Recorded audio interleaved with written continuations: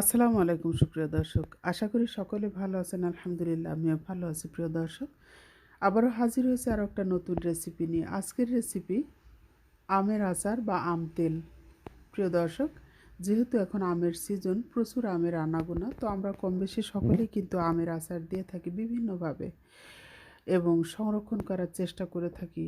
তবে কতটা সংরক্ষিত থাকে সেটাই ভাবার বিষয়। অনেক সময় ২-৩ মাস থাকার পরে দেখা যাচ্ছে আমে একটা গন্ধ চলে আসে। তবে আমার এই আমের আচারে কোনো রকমই গন্ধ বা স্বাদের কোনো রকম পরিবর্তন হবে না। ১ বছর পর্যন্ত আপনারা এটা সংরক্ষণ করতে পারবেন প্রিয় দর্শক। এই আমের আচারে কোনো রকম পানির স্পর্শ লাগবে না। পানির স্পর্শ ছাড়াই কিন্তু আচারটা তৈরি হয়। সেজন্যে এর স্বাদ গন্ধের কোনো রকমই পরিবর্তন হয় না। আমি আশা করছি ভিডিওটা আপনাদের কাছে ভালো লাগবে। যদি ভালো লাগে একটু শেয়ার করে অন্যদেরকে দেখার সুযোগ করে দিবেন প্রিয় দর্শক।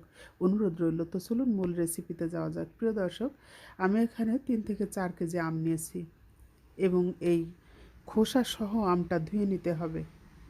আমটা ধুয়ে তারপরে ছিলে পিস পিস করে নিতে হবে। তো তার আগে আমি এখানে মশলাটা নিয়ে নিয়েছি। দেখতে পাচ্ছেন আদা বাটা, রসুন বাটা আর নিয়েছি সরিষা বাটা। আমি এগুলো ব্লেন্ডারে ব্লেন্ড করে নিয়েছি। আপনারা চাইলে শিলপাটাতেও বেটে নিতে পারেন এবং এই বাটনাটা আমি করেছি ভিনেগার দিয়ে। কোনো রকম পানির স্পর্শ ছাড়াই কিন্তু মশলাও তৈরি করতে হবে। আর আমগুলো দেখতেই পাচ্ছেন পিস পিস করে নিয়েছি আমি আটিসহ, ভিতরের বীজটা ফেলে দিয়ে আটিসহ আমি পিস পিস করে নিয়েছি আর এখানে মশলা অ্যাড করে দিচ্ছি। যে বাটা মশলা দেখেছেন সেটা এখানে দিয়ে দিচ্ছি। আপনারা আপনাদের আমের পরিমাণ বুঝে এখানে মশলা দিবেন প্রিয় দর্শক।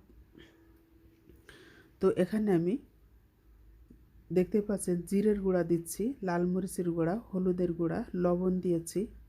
সবই পরিমাণ মতো দিবেন। কোনো পরিমাপ নাই, আপনি আপনার আম বুঝে এখানে মশলা অ্যাড করবেন। আর হলুদ একটু বেশি দিতে হবে, এর জন্য যে আম শুকানোর পরে একদম ফ্যাকাশে দেখায়, সেজন্য হলুদের পরিমাণ একটু বাড়িয়ে দিতে হয় প্রিয় দর্শক।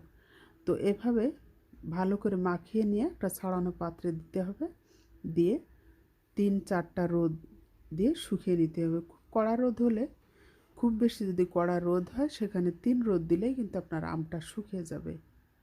আমি দেখিয়ে দিচ্ছি যে আমটা কতটা শুকানো লাগবে।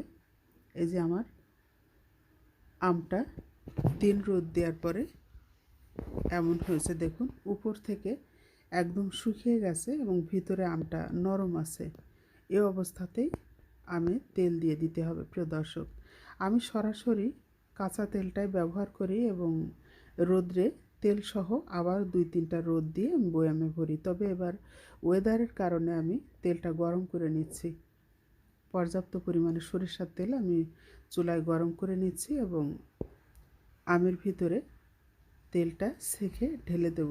আর তেলটাও আমার বাড়িতে ঘানি ভাঙানো, সেজন্য আমি ছাঁকনিতে ছেঁকে নিচ্ছি প্রিয় দর্শক।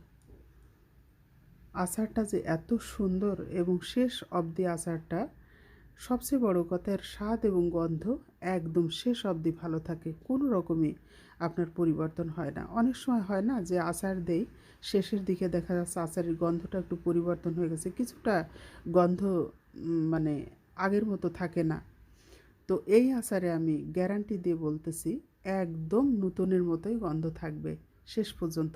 আপনারা একবার ট্রাই করে দেখুন। অনেকেই আমার কাছে আচারের রেসিপি জানতে চেয়েছে, আজকে আমি ডিটেলস জানিয়ে দিলাম। প্রিয় দর্শক, এত সুন্দর আচার কিন্তু আর হয় না। এটা খিচুড়ি, গরম ভাত, আলু ভর্তা, মুড়ি মশলা এগুলোর সঙ্গে অনেক বেশি ভালো লাগে। তো আমার আচারটা রেডি হয়ে গেছে, আমি বয়ামে ভরে নিয়েছি।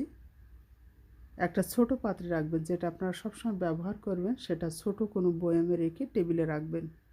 আর বড় পাত্রটা একেবারে ইনটেক্ট অবস্থায় রেখে দিবেন। চাইলে মাঝে মধ্যে রোদ্রে দিয়ে নিতে পারেন প্রিয় দর্শক। এই ছিল আজকের আয়োজন। সবাই ভালো থাকবেন, সুস্থ থাকবেন। আর আবারও অনুরোধ জানাচ্ছি, যদি ভালো লাগে ভিডিওটা তাহলে অবশ্যই শেয়ার করে অন্যদেরকে দেখার সুযোগ করে দিবেন। আপনাদের সুস্বাস্থ্য ও সুন্দর জীবন কামনা করে শেষ করছি। আল্লাহ হাফেজ।